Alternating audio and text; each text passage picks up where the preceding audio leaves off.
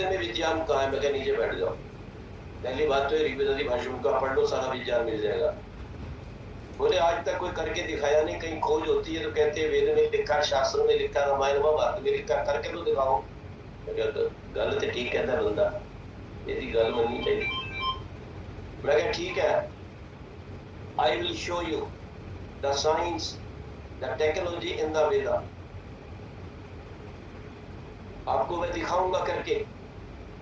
हमने यजुर्वेद का 18वां अध्याय पकड़ा, एक एमएससी फर्स्ट क्लास बच्चे को पकड़ा, उसकी मां कह गई थी इसको डॉक्टर बनाना, वो टाइम जा चुका था। तो मैंने अपना स्वार्थ छोड़ा, सोचा कि इसको यज्ञ का डॉक्टर बना देते। मैंने कहा बेटे आपको मैं यज्ञ में पीएचडी करवाता हूँ। जब उसकी स्वीकृति लेने गए वहां पे, तो वो गाइड कहता है मैं तो जानता कुछ नहीं। मैं क्या कोई नहीं, तो अपना नाम लिख दे, बाकी सारे काम मैं कर दूंगा, चिंता नाम लिख दो। असली गाइड मैं रहूंगा, स्लीपिंग में अंदर तू रहेगा, साइन देने चलेंगे, काम मेरा होगा। We can nullify the acidic rain through अग्निहोत्र। यजुर्वेद के 18वें अध्याय से हमने सिद्ध करके दिखा दिया कि अग्निहोत्र के द्वारा वायु की अम्लता को नष्ट किया जा सकता है। हमने पौधे उगाए सोयाबीन के अपने के साथ स्थली हिमाचल में 3 स्थानों पर अलग अलग दूरी पर। कोई स्प्रे नहीं डाली, किसी तरह की अंग्रेजी खाद नहीं डाली, केवल यज्ञ की भस्म, गौ माता का मूत्र, गौ माता के उपले और उसकी स्प्रे तैयार की। बाहर से जो कीड़ा लगा वो भी साफ कर दिया। फिर हमने अम्लीय वर्षा को टेस्ट करना, तो आर्टिफिशियल हमने सल्फ्यूरिक एसिड को उसके ऊपर छिड़का, पत्ते पीले हो गए। फिर यज्ञ करना शुरू किया। कमाल हो। केवल वर्षा पर नहीं, केवल पौधों पर नहीं, हमने पेड़ों पर एक्सपेरिमेंट किया कि जिन पेड़ों में, हमारे वहां आश्रम में पेड़ था, आम के पेड़ में कीड़ा लग गया, कहने की काट दो। मैं क्या काटूंगा नहीं।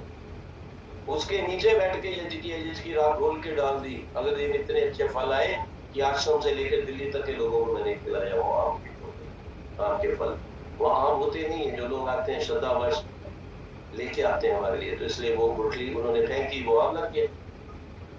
जिस बहन को 20 वर्ष तक बच्चा नहीं था, 20 वर्ष बच्चा हुआ, याद रखना, अमरावती के पास। एक को 14 साल बाद बेटा हुआ,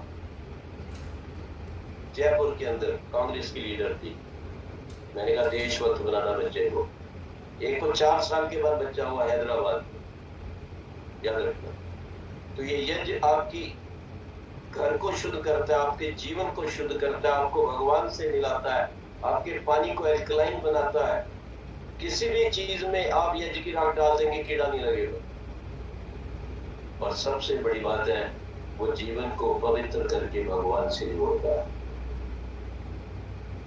शुद्ध बैठिए समतल और नरम आसन में, मक्खी मच्छर ना रहे, किवाड़ों को कुंडी मत लगाओ। बाहर इतना कह दो मैं इतनी देर में ध्यान में हूं, उसके बाद बात करो। बिल्कुल कमर सीधे रखिए, कमर झुक गई तो आप गए ध्यान, दुकान पे चले जाओ। यज्ञ करके बैठो, सीधे बैठो, भगवान के मुख्य नाम ओम का जप करो। वृक्ति में सरल होता है, वहां तनाव पैदा हो तो हृदय देश में कर लो, दोनों स्तनों के मध्य में जो जगह वहां पे कर लो।